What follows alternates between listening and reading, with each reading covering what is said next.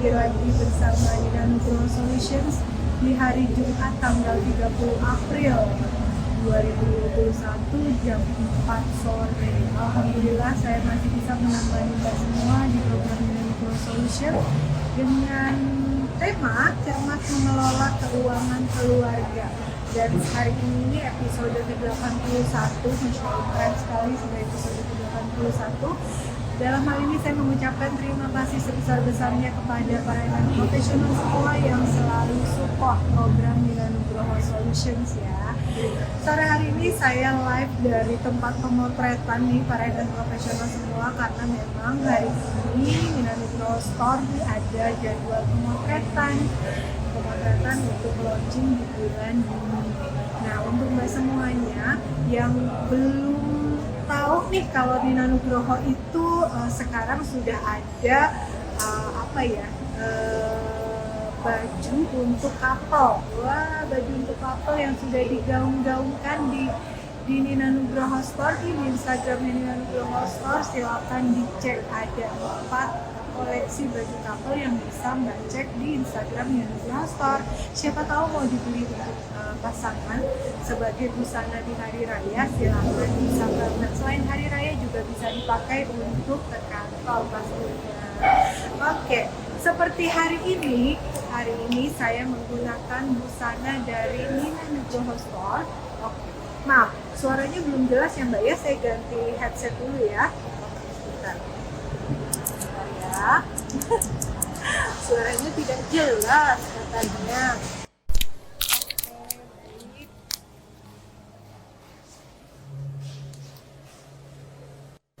Tes, boleh saya dikasih feedback apakah suara saya jelas?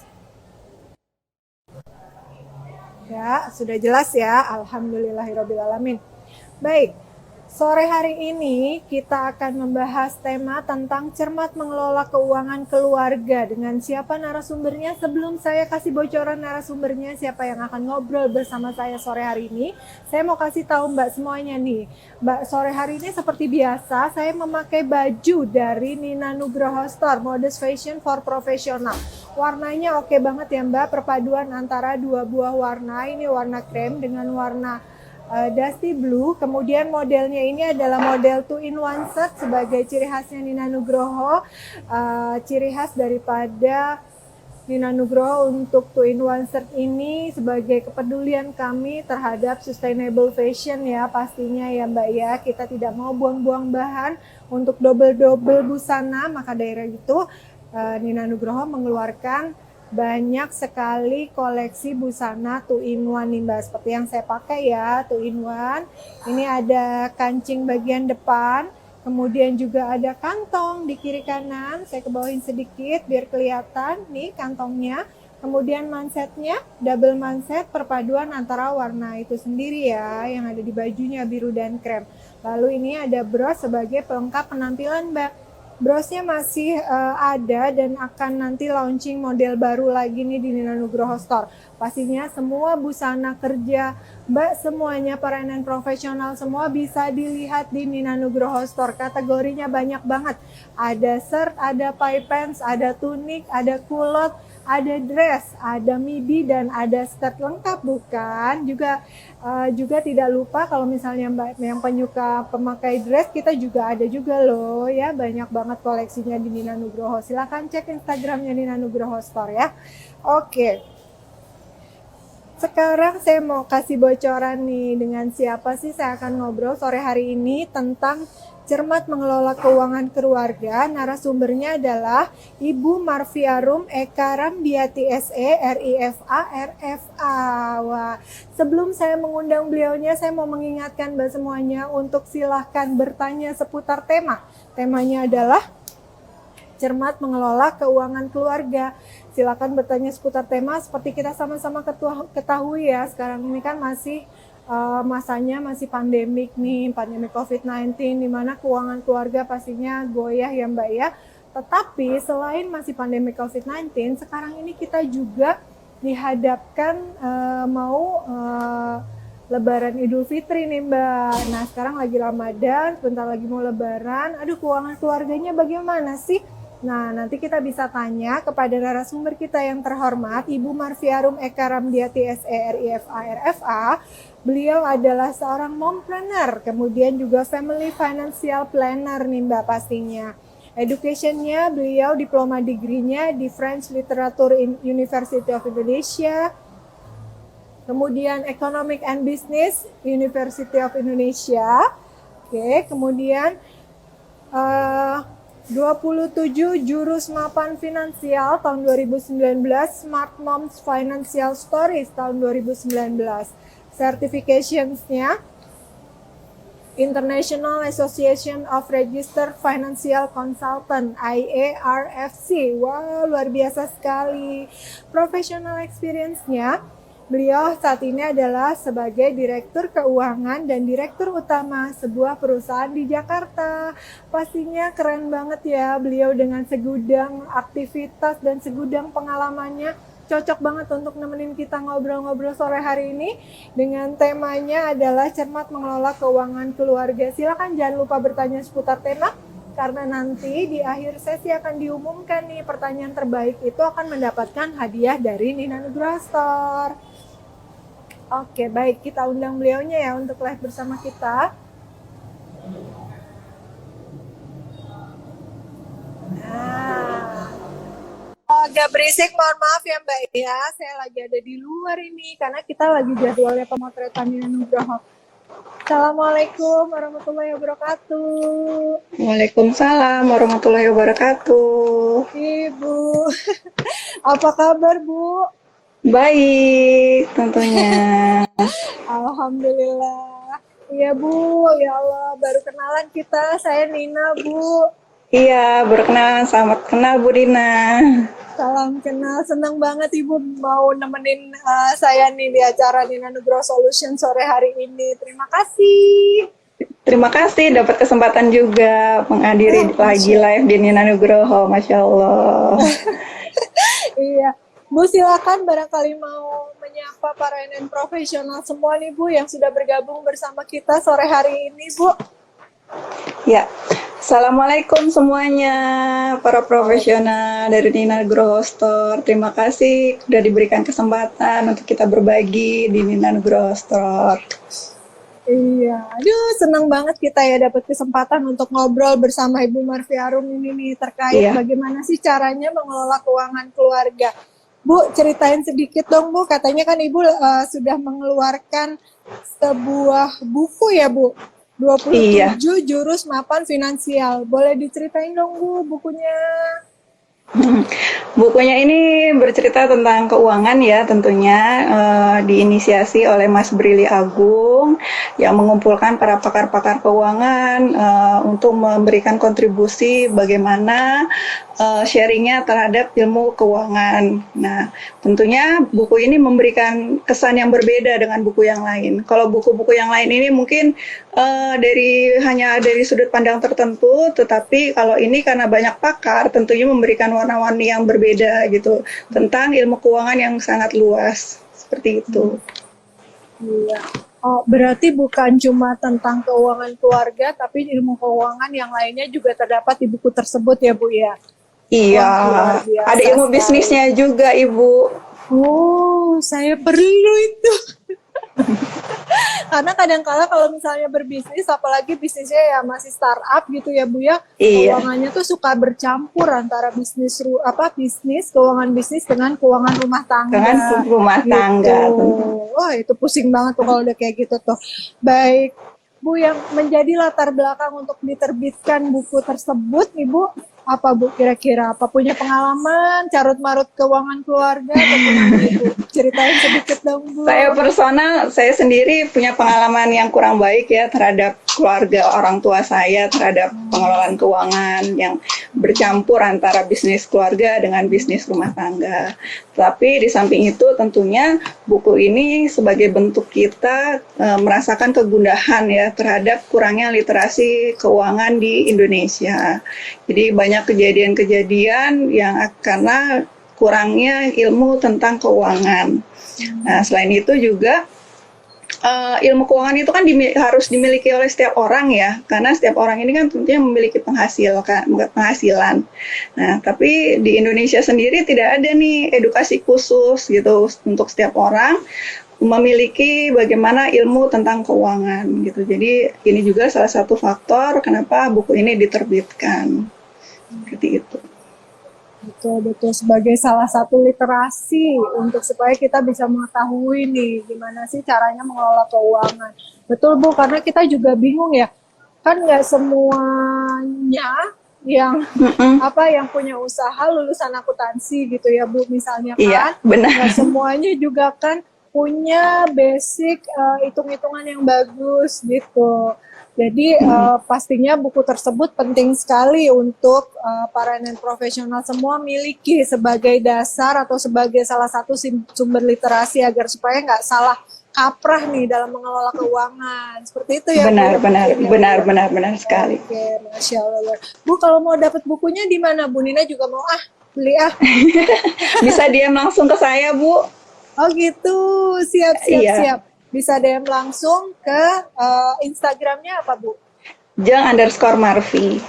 Oke, bagian dan profesional semua yang supaya punya tips-tips dan punya berbagai cara yang jitu untuk mengelola keuangan, silakan dapatkan buku 27 Jurus Mapan Finansial dengan cara DM Instagramnya Ibu Marfi, Jen_Marfi ya. Nanti bisa langsung dijawab ya Bu ya DM-nya ya Bu, jangan kayak DM saya nggak jawab. Nina jelek banget kalau udah urusan ini deh. DM WhatsApp, kalau ketemu mah insya Allah orangnya baik-baik aja. Baik Bu. Oke. Bu, nah ini apakah juga dibahas mengenai bagaimana mengelola keuangan keluarga di situ Bu? Tolong dikasih bocorannya sedikit dong Bu terkait bukunya. Beberapa bab membahas tentang keuangan keluarga, di antaranya bahas tentang bagaimana sih ibu-ibu mengatur keuangan keluarganya gitu kan. Sebagai istri kita tentunya punya peran sendiri ya dalam mengatur keuangan keluarga. Selain itu juga ada bab tentang waris. Bab waris ini kan sangat sekali jarang ya dibahas ya gitu. Di sini dibahas juga tentang bagaimana sih kita menyiapkan warisan untuk keluarga. Jadi tidak harus menunggu ya nauzubillah ya sampai kita dipanggil, tapi kita sudah siap nih bagaimana ketika keluarga kita nanti ditinggal kalau suatu saat kita tidak bisa terus bersama keluarga. Ada juga membahas bab tentang bagaimana menjaga gaya hidup agar sesuai dengan kantong atau income. Ini penting ya, karena setiap orang kadang-kadang punya gaya hidup lebih daripada income-nya gitu, yang akibatnya ya jadi suka berhutang gitu kan. Gitu, seperti itu. Ya tentunya banyak bab-bab. Ada istilahnya tuh Bu, yang gaya hidupnya melebihi daripada penghasilannya katanya, BPJS katanya Bu, budget pas-pasan ya? Budget pas-pasan jiwa sosialita. Oh iya, benar sekali. Jangan ya, dan profesional semuanya ya, marilah kita hidup sesuai dengan kemampuan kita ya Bu ya. Iya, benar. Itu sebenarnya Bu, biasanya nih Bu ya, yang menjadi letak permasalahan daripada keuangan keluarga itu di mana sih Bu? Kok banyak banget sih yang mengalami gitu permasalahan ini? Biasanya ya yang keuangan keluarga ini menjadi salah satu faktor tingkat perceraian di Indonesia. Nah, biasanya itu adanya ketidakjujuran antar pasangan. Jadi komunikasi dan keterbukaan itu tidak terjalin gitu kan. Padahal ini sangat perlu dibina bahkan sebelum menikah, Bu. Gitu. Jadi sebelum menikah kita ada komunikasi atau keterbukaan kira-kira di antara pasangan ini memiliki hutang atau aset berapa gitu. Kalaupun tidak terbuka kan nanti ketika menikah kalau itu baru ketahuan kan, nah inilah jadi salah satu faktor masalah ya di keluarga.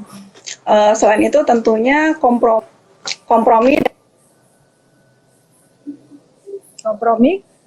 tentang bagaimana mengatur pola keuangan di keluarga gitu, bagaimana pembagian tugasnya gitu. Jangan sampai tentunya ada slack nih di kemudian hari karena tiap pasangan tidak ada ketersesuaian yang bagaimana membagi tugas keuangan. Apakah suaminya memberikan nafkah sepenuhnya kepada istri atau bagaimana istri nih dalam ketika yang bekerja dia berbagi tugas juga menghidupi keluarga. Ini tentunya kompromi ini perlu terjalin ya untuk menjaga keluarga ini agar tetap dinamis ya, tidak ada suami ataupun istri gitu, Bu. Iya betul, betul Bu, itu sumber konflik sekali Bu, apalagi kan ya kalau urusan uang mah siapa aja juga kalau nggak terbuka ya Bu, kalau nggak terbuka iya, benar bisa jadi sekali. sumber konflik, apalagi sama pasangan. Kadang-kala kan kita sama pasangan kan apa ya, nggak tahu deh, kalau zaman dulu tuh kan Bu ya suka nggak boleh nanya-nanya calon suami tuh punya apa gitu kan, kerja di mana, gajinya berapa gitu kan, kayaknya gimana banget gitu, kayak nggak sopan kita kalau nanya-nanya. Tapi sebenarnya itu penting ya Bu, untuk sebagai dasar kejujuran tadi ya dalam mengelola keuangan keluarga Bu. Iya, kadang-kadang kalau mungkin tidak punya utang tidak masalah ya. Tapi kalau punya utang bagaimana? Begitu itu yang akan jadi masalah di kemudian hari. Apalagi nauzubillah tiba-tiba meninggalkan keluarga dengan hutang gitu yang tentunya tidak diketahui oleh pasangan sebelumnya gitu. Itu yang jadi masalah gitu. Kalau nggak punya hutang ya nggak apa-apa. Yang penting itu ini yang jadi bibit masalahnya di kemudian hari. Betul. Iya, apalagi kadang-kadang kan kalau kata agama gitu ya Bu, uang suami uang istri, tapi uang istri gitu kan. Itu juga Itu juga kadang-kadang harus ada toleransi ya dari istri ya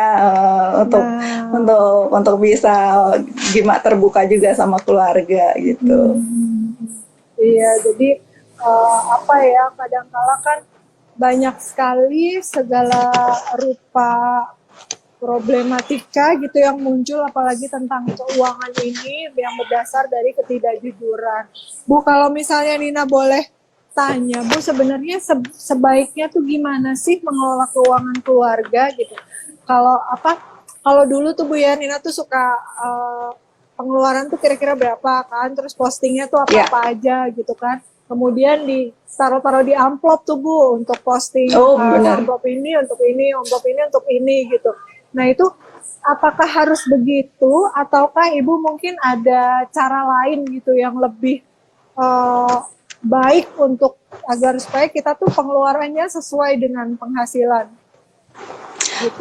Jadi kita membuat anggaran di awal ya. Mohon maaf sebentar, agak goyang. Iya, silakan Bu. Jadi di awal sebelum kita menerima income, baiknya kita membuat anggaran sesuai dengan income yang kita peroleh ya. Jangan anggarannya berlebihan gitu ya tentunya kan ya. Ya setelah membuat anggaran, ya seperti tadi kata Ibu Nina, mungkin dibagi amplop itu sudah betul sekali.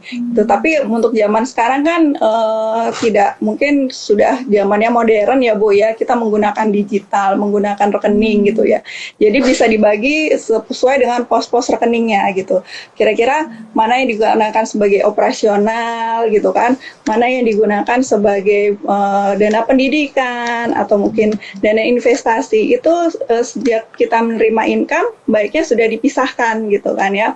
Nah setelah itu tentunya saat kita berjalan selama sebulan, berjalan di beberapa periode dalam menggunakan operasional, itu baiknya dicatat. Ya dicatat kira-kira pengeluaran kita apakah sudah sesuai dengan anggaran yang kita buat gitu. Jadi itu dicatat, sekecil apapun itu dicatat, baik yang mungkin parkir, untuk belanja itu. Jadi kita tahu kira-kira selama sebulan budget kita sesuai nggak sama operasional kita gitu kan. Nah kalau sudah, kita evaluasi. Nah kira-kira kalau berlebih, kira-kira mana nih yang budget bisa kita kurangin gitu kan. Jangan-jangan justru kita banyak jajan nih gitu kan dari situ. Atau kira-kira transportasi yang harusnya berapa itu bisa kita minimalkan. Apalagi zaman sekarang ya, mungkin transportasi sudah bisa berkurang ya, karena kita semua rata-rata WFH gitu kan ya. Nah itu pos-posnya mana yang kira-kira bisa kita kurangin dan mana yang kita bisa tambahkan gitu. Itu dari situ Bu. Iya. Nah, jangan sampai nih sebenarnya kita keluar uangnya itu adalah contoh ya Bu ya untuk beli tas gitu misalnya 200.000. Kita laporan sama suaminya 500.000 Bu. Jadi kan bisa beli 2 tas tuh Bu ya. Aduh. Kalau pakai dana pribadi, kalau pakai dana kita kerja sendiri mungkin ya untuk apresiasi mungkin sah-sah saja itu ya Bu ya. Tapi jangan sampai itu uang belanja gitu kan. Di awal sudah dibelikan tas. Iya, itu dia tuh Bu. Kadang-kala kita kan ngurangin dari budget mana-mana aja terus dibelikan sesuatu untuk kita sendiri. Itu nggak apa-apa kali ya Bu ya, biar bahagia. Ya sekali-sekali ya, tapi jangan keseringan lah. Jangan keseringan tuh, dan profesional semua, jangan keseringan ya. Harus jujur pokoknya sama pasangan terkait keuangan gitu. Terus nih Bu ya, misalnya kan ada pasangan yang punya profesi gitu kan, terus dia kan uang masuknya tuh banyak, ada gaji, ada fee apalah, ada uang apalah gitu. Nah itu kalau misalnya yang gaji untuk keuangan keluarga, sisanya itu ya udah untuk dipegang aja, entah untuk ditabung, entah untuk apa. Sang suami tuh sebenarnya gimana sih Bu ngelolanya? Sebaiknya kalau misalnya penghasilannya bukan hanya gaji gitu Bu. Sebenarnya selama dia bisa menghidupi keluarga, sah-sah aja sih ada uang laki-laki. Itu biasanya sebutnya uang laki-laki ya. Oh gitu ya. Tapi di awal tentunya juga harus ada kompromi ya, kira-kira jangan sampai melakukan hal itu tapi kesiapan dana di keluarga sendiri tidak disiapkan gitu. Misalnya tidak ada investasi buat pendidikan gitu kan. Nah, itu juga dipenuhi terlebih dahulu gitu, atau kompromi kira-kira berapa gitu kan, karena kadang-kadang laki-laki kalau sudah punya hobi gitu kan suka berlebihan juga ya Bu ya. Betul. Apalagi yang suka Vespa, yang suka apalah gitu kan Bu ya, suka sepeda. Iya. Wah benar sekali, sekarang hobinya sepeda sekarang. Iya. Wah udah segala rupa berkaitan sama sepeda, katanya teman saya ya, alhamdulillah suami saya sih nggak tuh bunga sepeda. Udah segala semuanya kayak seakan-akan udah hobi semuanya ya gitu. Betul. Berarti sang suami juga harus pintar-pintar menahan diri ya terkait hobinya ya Bu ya, dan harus tetap jujur kepada pasangan tadi ya. Benar. Baik. Benar. Kemudian Bu, katanya kan suka dalam keuangan keluarga tuh harus ada dana darurat gitu ya. Entah harus, entah sebaiknya gitu kan. Itu gimana Bu cara perhitungannya tuh Bu dari gaji gitu? Dana darurat ini bukan sebaiknya lagi ya, wajib sebenarnya dimiliki ya. Karena dengan dana darurat ini seperti dengan kalimatnya itu semua menyiapkan darurat. Ibarat kita menyiapkan payung di kala hujan ya. Jadi kondisi darurat ini pasti terjadi di setiap orang gitu kan. Contohnya kayak kecelakaan gitu kan, tiba-tiba genteng bocor gitu. Itu bisa menggunakan dana darurat agar tidak mengganggu operasional. Dan ini pun nilainya berbeda ya Bu dengan investasi ya, tidak sama gitu. Ini juga fungsinya juga agar nilai investasi yang kita miliki itu juga tidak terganggu gitu kalau kita memiliki dana darurat gitu kan. Dan nilainya sendiri sebenarnya tiap orang berbeda-beda Ibu. Untuk yang single mungkin nilainya sampai 3 bulan penghasilan. 3 bulan biaya hidup, bukan penghasilan. Biaya hidup. Jadi bukan dari penghasilan tapi dari biaya hidup. Untuk yang menikah mungkin 6 sampai 1 tahun. Nah, untuk memiliki anak ini biasanya minimal 1 tahun biaya hidup ya. Jadi kalau misalnya gaji kita 10 juta tapi biaya hidup kita 8 juta, hitungnya yang memiliki keluarga berarti 8 juta dikali 12 bulan Bu. Begitu. Jadi dan tentunya ini tidak sama dengan uang operasional atau nilai instrumen investasi seperti itu. Berarti nanti ada dana darurat, ada kelebihan misal gaji 10 juta, ada kelebihan 2 juta itu ditabung Bu ya, atau bisa buat investasi mungkin. Sebenarnya investasi yang aman untuk keluarga itu investasi seperti apa sih Bu? Investasi yang aman untuk keluarga ini investasi yang sesuai dengan tujuannya Bu. Jadi kalau kita memiliki tujuan pendidikan, kita sesuaikan instrumennya sesuai dengan pendidikan. Kira-kira kebutuhannya berapa lama dan untuk jangka waktu berapa lama gitu. Jadi bukan kita tidak bisa bilang oh instrumen A itu bagus gitu karena instrumen yang bagus adalah yang sesuai dengan tujuan kita masing-masing seperti itu. Baik, iya. Bu, kalau asuransi nih sekarang, asuransi itu kalau untuk keluarga yang diperlukan sebenarnya asuransi apa aja sih Bu supaya apa ya kita kan seperti dalam tanda kutip mencicil dana darurat tersebut nggak sih Bu kalau ikut asuransi? Dan sebaiknya asuransi apa gitu yang apa pendidikan, apakah kesehatan saja atau pendidikan, kesehatan, jiwa, pensiunan, apalah banyak gitu Bu. Banyak. Ya mungkin banyak ya. Asuransi itu kan tidak banyak jenisnya ya Bu ya. Cuma kalau kita ikuti semua mungkin tidak semua, belum tentu semua bisa memenuhinya gitu. Jadi asuransi yang dibutuhkan mungkin yang penting wajib dimiliki semua orang adalah asuransi kesehatan. Dan sepertinya saat ini di Indonesia juga sudah tidak memberatkan karena sudah ada BPJS ya Bu ya. Nilainya cukup ringan gitu dengan fasilitas yang lumayan lah untuk meringankan kita. Walaupun beberapa kalau sudah nilainya besar tidak di-cover gitu. Tapi paling nggak minimal untuk penyakit-penyakit yang standar itu sudah di-cover oleh BPJS gitu. Jadi pertama itu asuransi kesehatan. Iya. Yang kedua yang juga harus dimiliki oleh si penerima penghasilan, tapi tidak semua ya ini ya, yaitu penerima penghasilan yang tentunya dia juga menghidupi keluarga. Itu adalah asuransi jiwa gitu. Jadi ini fungsinya adalah untuk mengcover apabila suatu saat terjadi hal-hal tertentu yang tentunya dia tidak bisa menghidupi kembali keluarganya gitu. Contoh mungkin meninggal dunia ya gitu. Nah, agar keluarga ini tetap bisa hidup sesuai dengan keadaan sekarang gitu. Jadi tidak mengganggu kebutuhan hidup di kemudian hari. Itulah asuransi jiwa. Gitu. Oke, baik. Iya, sudah mulai banyak yang bertanya nih Bu. Nina izin untuk membacakan satu persatu pertanyaan dari para NN profesional semua nih. Tadi ada pertanyaan, sekilas saya lihat bagaimana menghilangkan hutang karena sekarang zamannya semua aplikasi pakai pay letter. Nah, ini Bu, silakan Bu. Pertanyaan.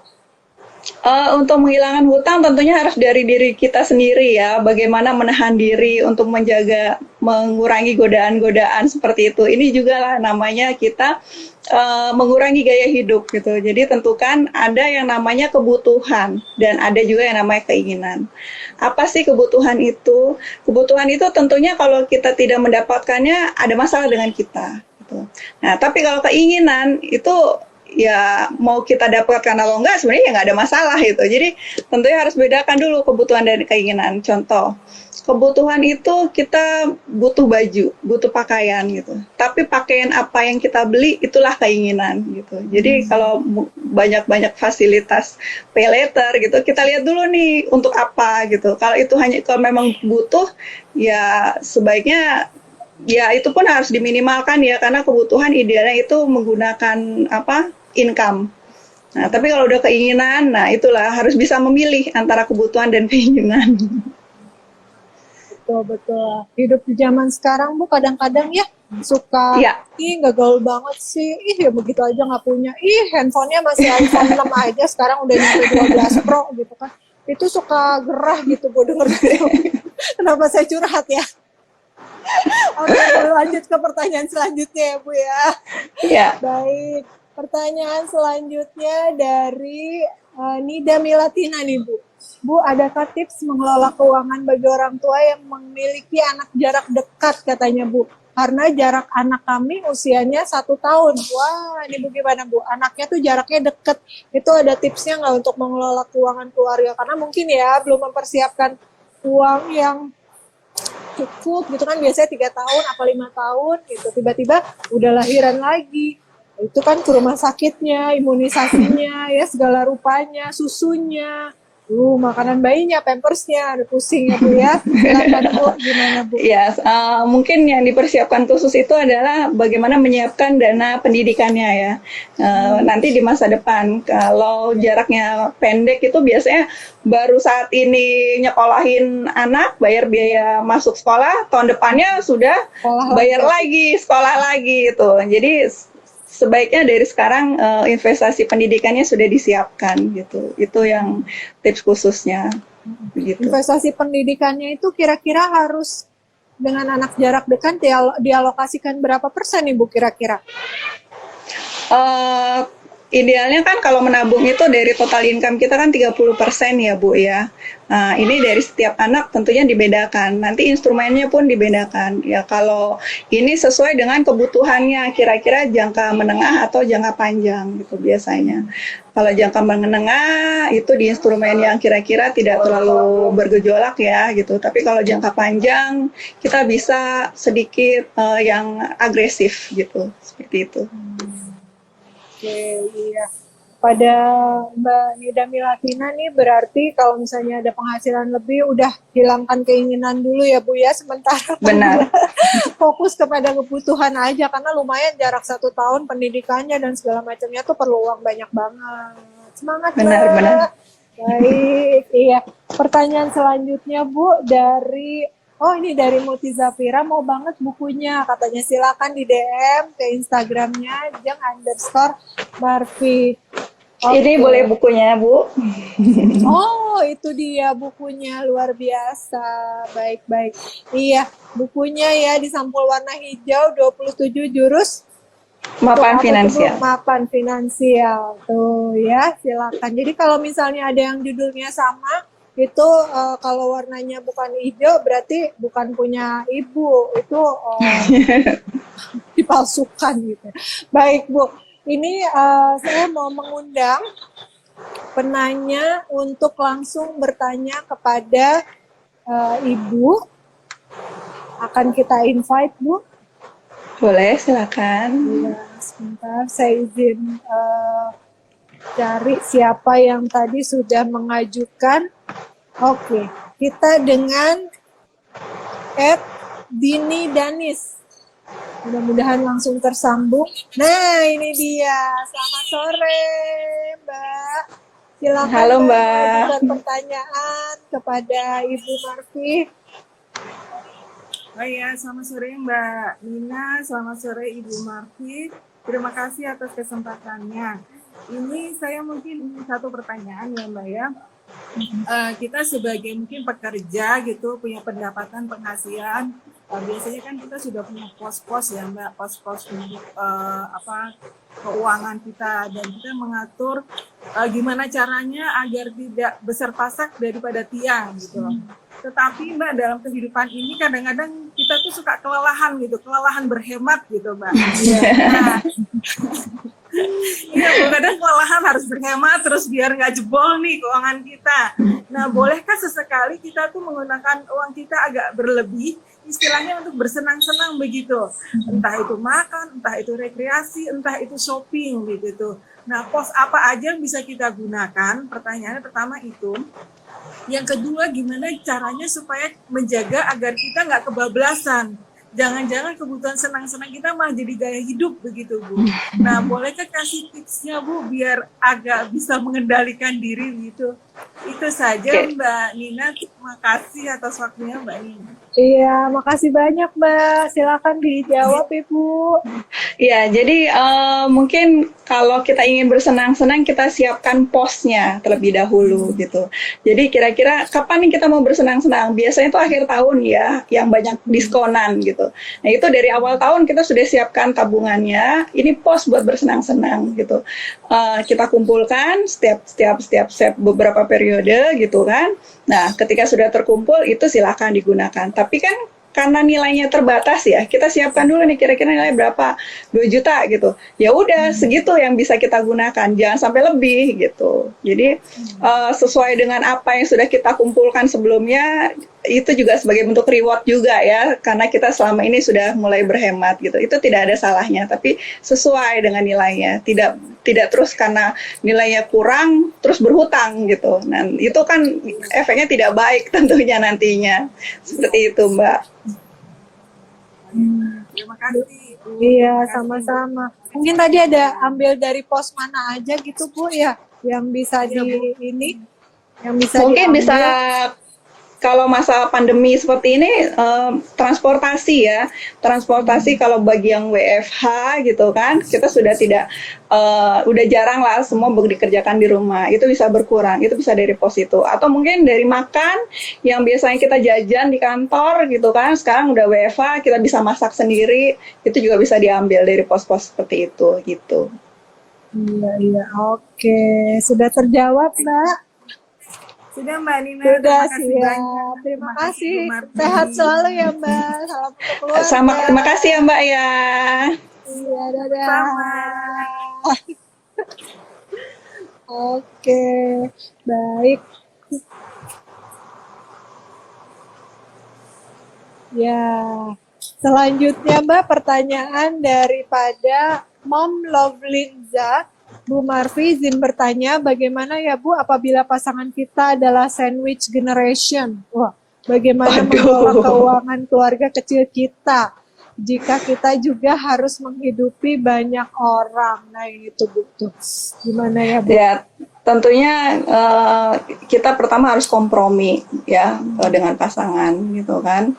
Kompromi dengan pasangan, kira-kira berapa pos yang dibutuhkan untuk membiayai orang tua kita gitu kan. Nah, kita juga tentunya harus bisa berbagi dengan pos yang kita gunakan untuk biaya kehidupan kita.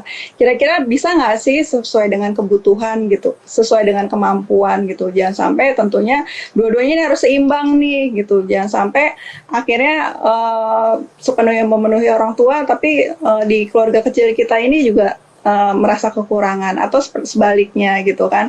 Kira-kira dikompromikan terus, dan ini memang harus terus kompromi ya, karena nggak setiap kebutuhan ini terus berjalan gitu. Bagaimana membaginya, bagaimana membuat anggarannya, terus realisasinya seperti apa, terus dilakukan kompromi dan berbagi. Tentunya sama-sama ada pengertian ya, kita juga kompromi dengan orang tua, kira-kira dari kita kebutuhannya seperti ini gitu. Seperti itu Bu Nina.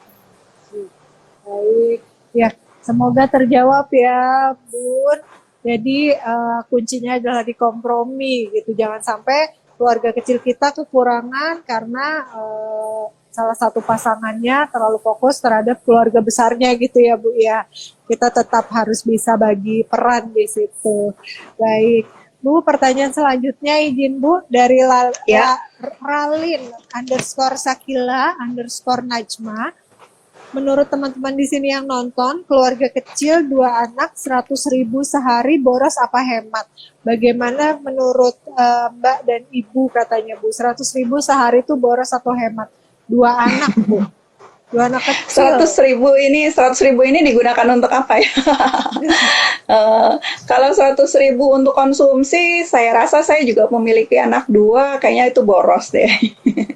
Tapi kalau ada kebutuhan lain ya untuk membayar apa tertentu, atau kita di rumah menghidupi ada ART atau segala macam, itu relatif ya.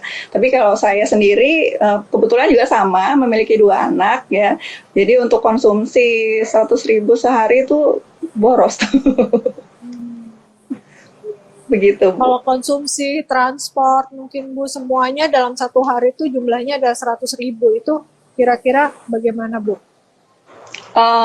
Kita kembalikan lagi ke income kita ada berapa gitu kan. Kalau income kita mungkin lebih ya itu boros itu relatif. Tapi kalau income kita kurang ya sebenarnya 100.000 itu saya rasa bisa dikurangi. Transport, apalagi WFH, kembali lagi dengan kondisi pandemi seperti ini ya, ada WFH atau mungkin ada jajan-jajan. Nah, digunakan seperti apa 100.000 itu? Kalau ada jajan, setiap saat jajan ya itu harusnya bisa dikurangi nih. Betul. Kadang-kadang kan bulan puasa ini kita justru ini ya suka jajan buat buka puasa ya. Iya. Ya, Bu. Selama kita bisa masak. Saya tertohok. Saya suka jajan. Iya, selama kita bisa masak sendiri, maaf Bu. Banyak curhat saya sore hari ini. Iya. Mau dilanjut Bu? Silakan. Kalau kita bisa masak sendiri gitu, mungkin tadi Ibu mau menyampaikan apa?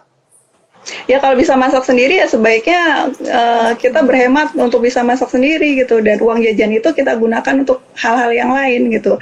Contoh ya untuk investasi, untuk memenuhi dana darurat gitu kan. Ya, karena kalau misalnya 100.000 kita masak sendiri 50.000 ini kalau dikali sebulan bisa berapa nilainya kan? Itu bisa 1.500.000 sendiri, itu bisa digunakan untuk hal-hal lain yang jauh untuk masa depan kita gitu. Seperti itu. Betul. Iya. Baik, semoga terjawab ya Mbak. Kemudian pertanyaan lagi Bu dari Adila.Clothing. Ideal jarak anak dalam setiap keluarga itu berapa lama ya Bu supaya bisa mengatur keuangan rumah tangga yang baru menikah? Katanya silakan Bu. Sebenarnya tidak ada ketetapan khusus ya dalam idealnya berapa anak. Itu semua tergantung kesiapan kita, kesiapan keuangannya. Jadi, tapi rata-rata mungkin kalau 3 tahun kita kadang-kadang suka bentrok nih bersamaan. Kalau setahun mungkin kurang ya, setahun kurang, 2 juga kalau kita belum siap, mungkin 3 tahun. Tapi 3 tahun nih biasanya bentrok nih ketika masuk SMP sama SMA. Kakaknya masuk SMA, adiknya masuk SMP gitu. Nah itu dalam mengatur pendidikan, kita sesuaikan dengan pendidikannya. Jadi misalnya 3 masih berat, kira-kira mungkin bisa di 4 tahun, seperti itu. Oh iya Bu, kayak saya jarak antara anak pertama, kedua, ketiga semuanya 3 tahun Bu. Yang keempat udah tobat, akhirnya yang keempat 4 tahun. Sekarang mulai terasa nih, udah mau masuk kuliah, udah mau masuk SMA, udah mau masuk SMP. Nah loh, ya jadi mudah-mudahan dan profesional semua bisa ya dipikir-pikir lagi kira-kira ya yang sesuai itu, karena tidak ada patokan ya, sesuai dengan kemampuan itu sebaiknya berapa lama jaraknya, seperti itu ya Bu ya. Iya. Baik. Iya. Pertanyaan selanjutnya Bu dari WW333279. Maaf Bu bertanya, saya ibu rumah tangga, untuk menyisihkan uang belanja kecil-kecilan, mana yang tepat antara dimasukkan ke bank atau dibelikan emas katanya Bu. Dan bagaimana menyimpan dana pendidikan yang tepat? Untuk menyisihkan ini kembalikan kepada tujuannya ibu gitu.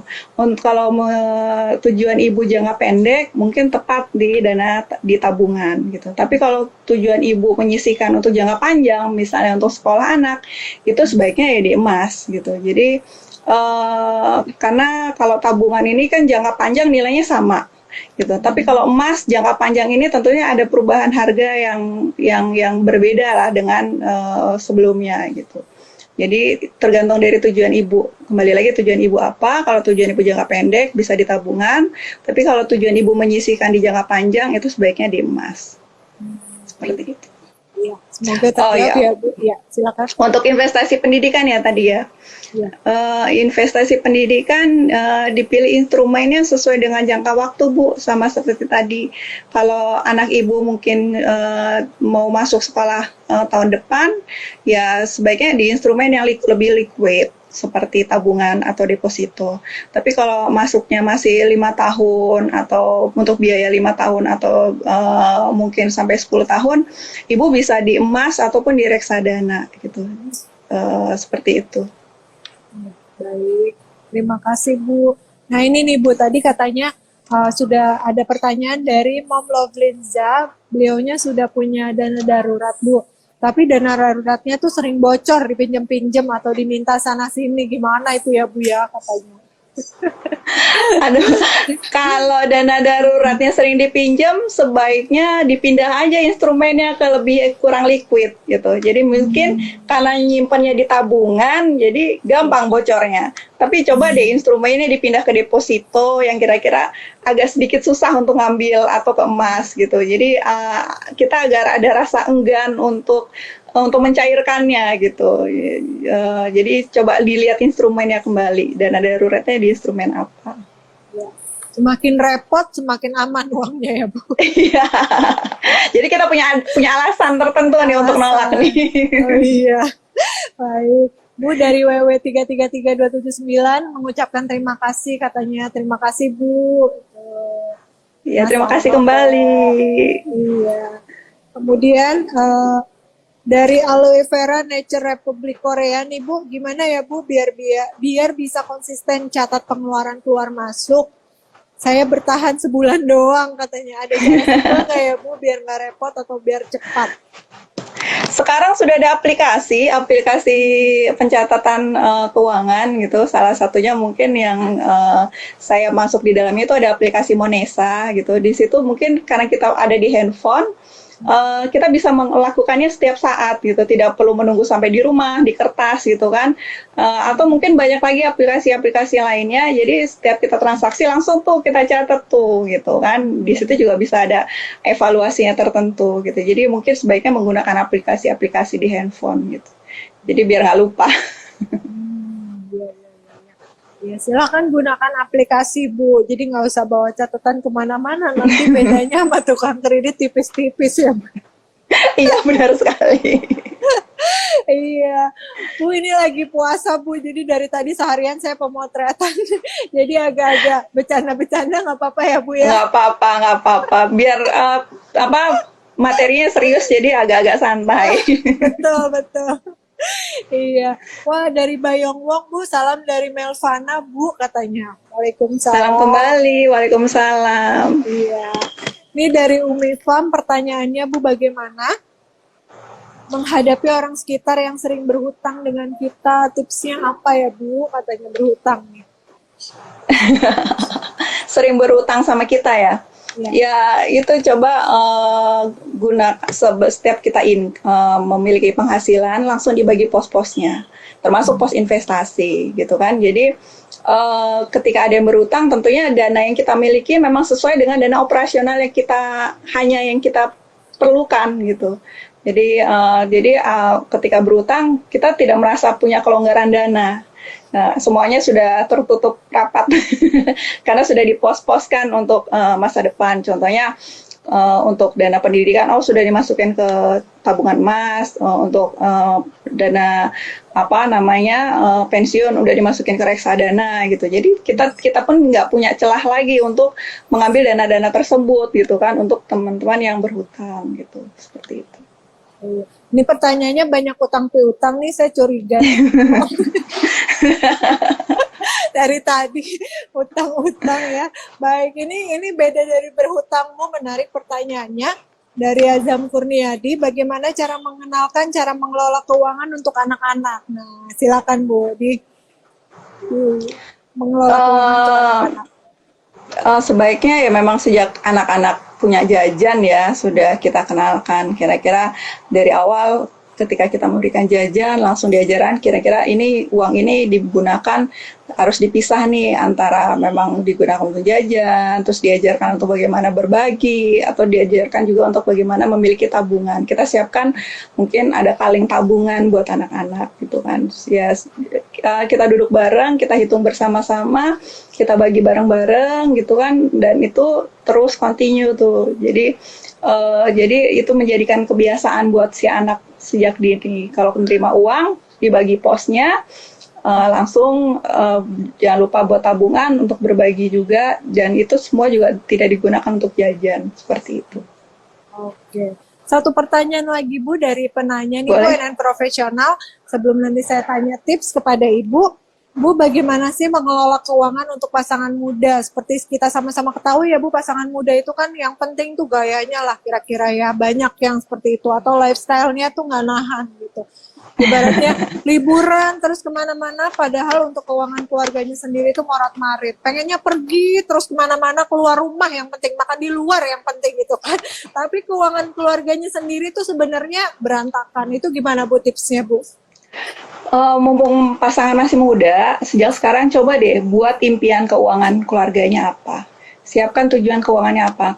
Kapan kira-kira memiliki anak, kapan memiliki rumah, kapan kira-kira mau berlibur ke luar negeri gitu. Nah itu tentukan tuh dari sekarang. Nah dari situ kan kelihatan nih kebutuhannya kira-kira untuk memenuhi tujuan keuangan itu apa. Ya dari situ kita siap langsung dibagi tuh memiliki motivasi untuk bisa menabung, untuk kira-kira nih tujuan keuangan kita nih bisa tercapai. Nah, ini juga sebagai cara bagaimana kita untuk mengurangi keinginan, mengurangi gaya hidup yang tadi Ibu sebutkan kan. Ya, ketika kita memiliki tujuan, kita memiliki mimpi terhadap keuangan, ya harapannya kalau dari sekarang udah disiapkan, ya itu insya Allah bisa tercapai gitu. Seperti itu. Ya, betul. Mudah-mudahan tidak lelah berhemat seperti Mbak Dinis tadi ya Bu ya. Karena kan memang ya, mungkin kita boleh memperbolehkan kita dan keluarga untuk misal berlibur 1 tahun 2 kali atau 1 tahun sekali gitu supaya betul. Iya. Baik Bu, terakhir Bu, pertanyaan terakhir sebelum kita berpisah. Aduh nggak terasa udah 1 jam, mau 1 jam kita ngobrol, Masya Allah. Iya. Tips, Bu mau minta tipsnya nih Bu. Bagaimana sih tipsnya agar gaji tidak numpang lewat? Aduh, ini bener banget ini. Agar gaji tidak numpang lewat. Agar gaji di awal kembalikan kita bikin anggaran dengan gaji kita. Kira-kira anggaran yang kita gunakan itu untuk apa aja. Dan saat kita menerima uang itu semua pos-pos langsung dibagikan. Berapa mana buat investasi, mana buat biaya hidup, mana buat. Jadi biasanya orang tuh merasa nabung itu kan di belakang ya Bu ya.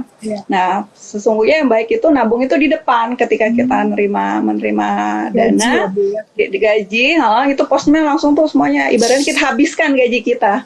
Dalam tanda kutip kita habiskan gaji kita, tapi ada pos-pos investasi semuanya. Nah, sisakan hanya untuk operasional. Nah, operasional kira-kira.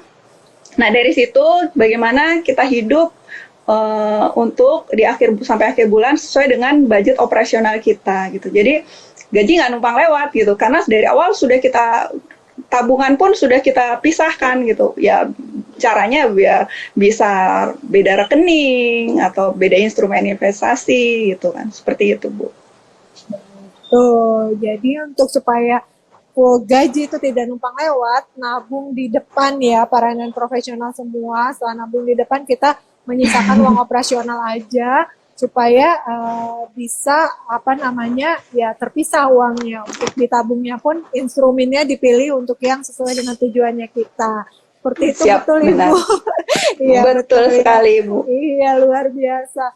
Bu, terima kasih banyak atas waktunya sore hari ini. Itu Bu dari komen salah satu non profesional dapat banyak insight nih. Alhamdulillah, terima kasih banyak. Alhamdulillah, pastinya bermanfaat sekali apa yang di-share sore hari ini.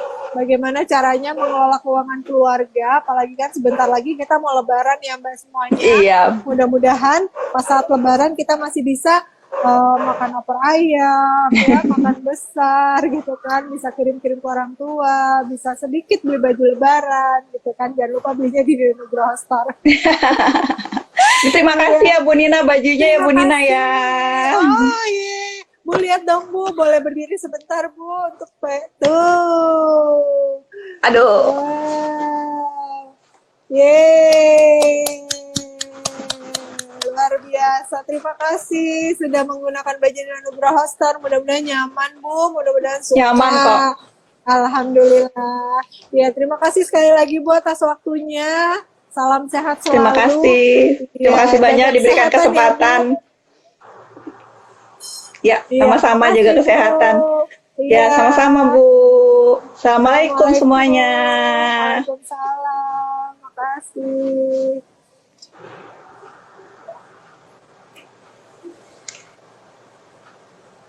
Oke. Bu, mohon maaf Bu, Nina tidak bisa remove. Oh, tidak bisa live ya? Iya. Oke, siap. Izin dari Ibu. Ya, baik. Alhamdulillahirrahmanirrahim. Kita tadi sudah sama-sama menyaksikan live Instagram Nina Nugroho Solutions episode ke-81 dengan narasumber Ibu Marfiarum Eka Ramdiati SE RIFA RFA dengan tema cermat mengelola keuangan keluarga. Ini yang pastinya dibutuhkan oleh kita semua karena seringkali kita dalam mengelola keuangan di keluarga itu kan suka ya tadi itu ya gaji numpang lewat. Nah, gimana tipsnya? Nanti silakan yang belum sempat nonton Nina Nugroho Solution lewat live Instagram di Nina Nugroho Store, nanti bisa ditonton balik ya 1 jam ke belakang lewat IGTV-nya Nina Nugroho Store. Pastinya banyak sekali informasi dan insight menarik yang bisa diambil supaya kita bisa lebih bijak mengelola keuangan keluarga. Oke, sekarang waktunya saya untuk mengumumkan siapakah pemenang dari NN Solution atau Nina Nugroho Solutions sore hari ini, episode 81 dari Jumat 30 April 2021 dengan tema cermat mengelola keuangan keluarga. Narasumber Ibu Marfiarum Eka Ramdiati, pemenangnya adalah Ralin Syakila Najma. Pertanyaannya, menurut teman-teman di sini yang nonton, keluarga kecil 2 anak, 100.000 sehari, boros atau hemat? Gimana menurut Mbak dan Ibu dan gimana tipsnya? Oke, selamat kepada Mbak Ralin _Syakila _Najma. Silakan masuk ke Instagramnya Nina Nugroho Store, ke bio-nya, ya di dalam bio terdapat link yang bisa diklik. Nah, di link tersebut nanti kalau sudah diklik akan terhubung dengan para sales advisor kami. Nanti oleh sales advisor kami akan dibantu bagaimana cara mendapatkan hadiahnya. Terima kasih sama-sama Dila Clothing selamat sore juga, terima kasih untuk supaya para NN profesional semua mau tahu koleksi-koleksinya Nina Nugroho Store seperti yang saya pakai sore hari ini, silakan kunjungi Instagramnya Nina Nugroho Store. Baiklah, sekarang sudah 16.59, jangan lupa ya Mas Mbak semuanya, para NN profesional yang tadi nggak sempat nonton live Instagram saya 1 jam ke belakang dengan Ibu Marfiarum terkait bagaimana caranya mengelola keuangan keluarga, silakan langsung lihat di IGTV-nya Nina Nugroho Store yang akan tayang sebentar lagi ya setelah selesai episode ini. Ya, terima kasih, salam hormat dari saya. Apabila saya ada salah-salah dalam membawakan acara ini, saya ucapkan mohon maaf lahir dan batin, dan saya tidak lupa selalu mengingatkan kepada Mbak semuanya untuk jaga kesehatan, jaga 3M-nya Mbak, jangan lupa 3M-nya, memakai masker, menjaga jarak, dan mencuci tangan, karena protokol kesehatan itu adalah satu-satunya yang terpenting untuk menghindarkan kita dan keluarga dari virus COVID-19. Baiklah, jam 17 tepat, saya pamit undur diri dari hadapan Mbak semuanya. Terima kasih atas supportnya untuk Nina Nugroho Solutions. Hadir kembali di hari Jumat depan dengan tema yang tidak kalah manfaat dan narasumber yang tidak kalah luar biasa. Salam sehat selalu Mbak. Assalamualaikum warahmatullahi wabarakatuh.